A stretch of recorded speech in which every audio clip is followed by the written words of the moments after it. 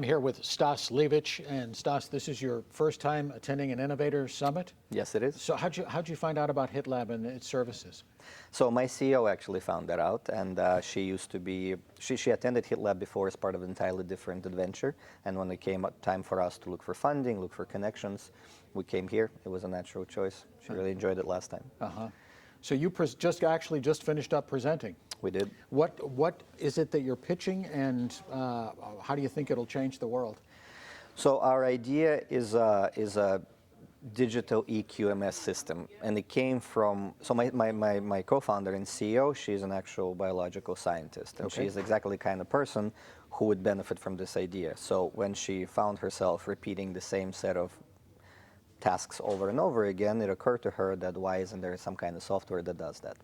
So we are providing all kinds of different ways, a modular system for all kinds of different ways to remain compliant and trained in a laboratory space. Our sort of little key is that we created a system that's so modular and so decentralized that you can take your information with you, which is not something that's currently possible, which results in a lot of retraining. You leave one job and go to another job, and you have to do the same tasks over and over again, even though you may have already done them.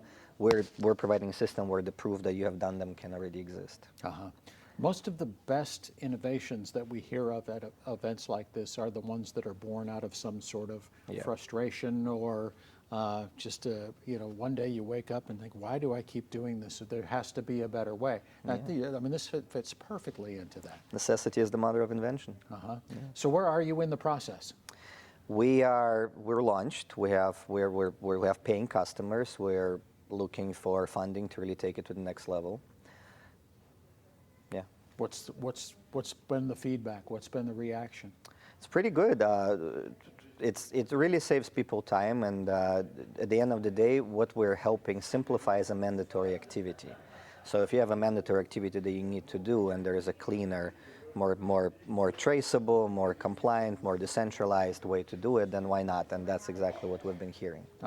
So it gives the people that are doing the tough tasks more time to focus on those things that are really much more mission critical. Absolutely, yeah. So I can see where it would have benefits. Yeah, I mean, it goes all the way up to the fact that better training, better compliance, and spending less time on sort of getting stuck in the weeds literally saves lives, because there is, my CEO, Nika, has the number, but there is literally tens of thousands of people dying every year because of the poor training and missed evidence in the tests that they've been performed on them. So.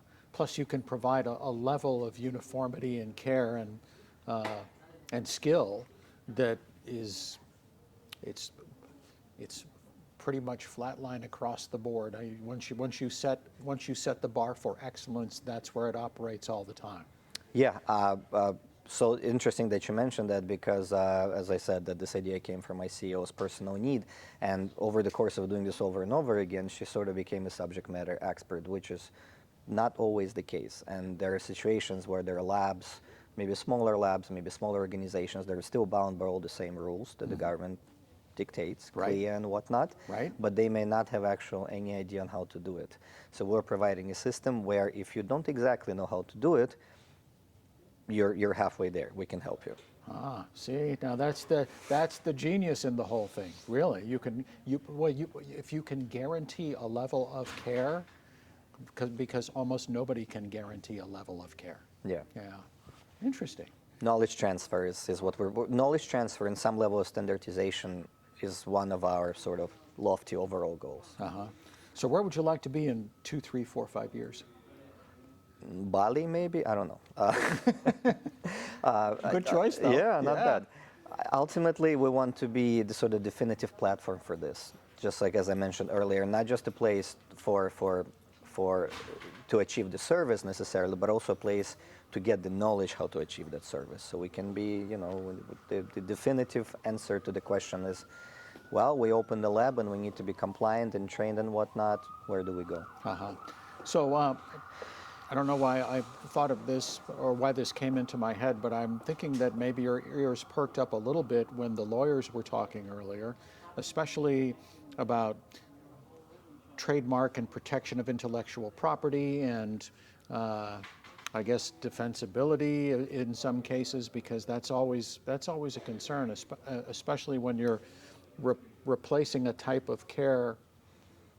You know what I'm trying to say? Sort of. Yeah, I mean, the simple answer is everything that's standardized is always more legally sound because there's less bad ideas of people doing something that's supposed to be done a certain way, and they're doing it on a piece of napkin in the bathroom because they don't know how else to do it. So Right. Standardization, in my opinion, by default, helps with what you're. Or somebody shows up at work that day and they're sick and they really shouldn't be there, and so they can't provide the level of care that they did.